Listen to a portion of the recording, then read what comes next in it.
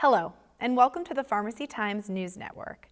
I'm Nicole Grisano, your host for our Pharmacy Week in Review.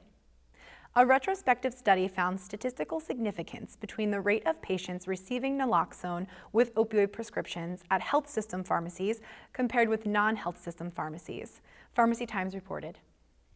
The study by Intermountain Healthcare Research aimed to determine whether implementing an opioid workflow that includes naloxone education and dispensing would increase the chance of patients receiving naloxone with their opioid prescription.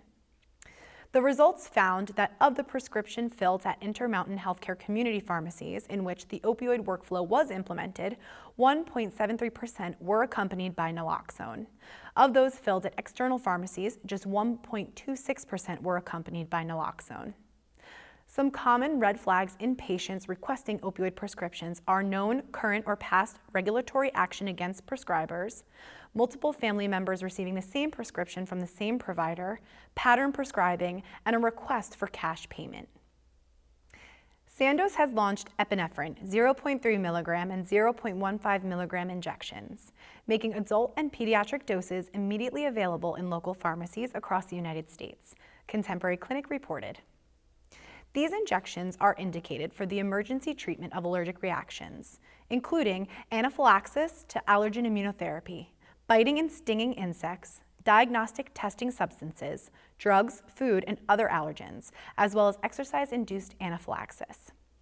The 0.3 milligram and 0.15 milligram injections are intended for immediate administration in patients who weigh about 66 pounds or more, and who weigh between 33 and 65 pounds respectively, who are at an increased risk for anaphylaxis, including individuals with a history of anaphylactic reactions.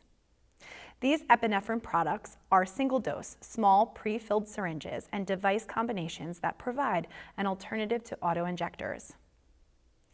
The population of Americans with a history of cancer is projected to increase to about 22.1 million by 2030, based on the aging and growth of the population alone, increasing from about 16.9 million in 2019, Specialty Pharmacy Times reported.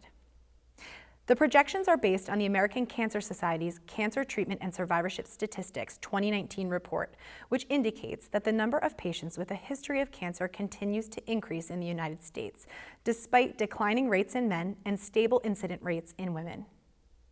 There are 8.1 million males and 8.8 million females in the United States with a history of cancer, according to the report.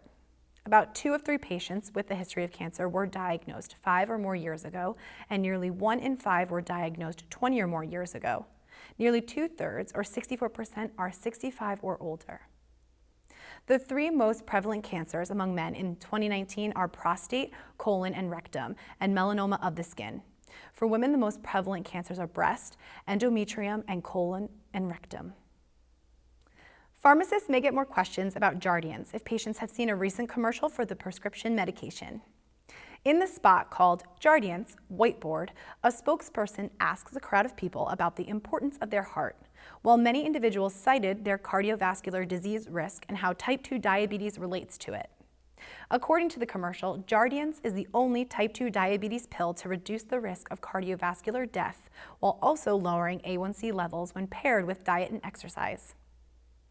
For more great coverage and practical information for today's pharmacist, visit our website and sign up for our daily e-news. And don't forget to follow us on Facebook, Twitter, and Instagram.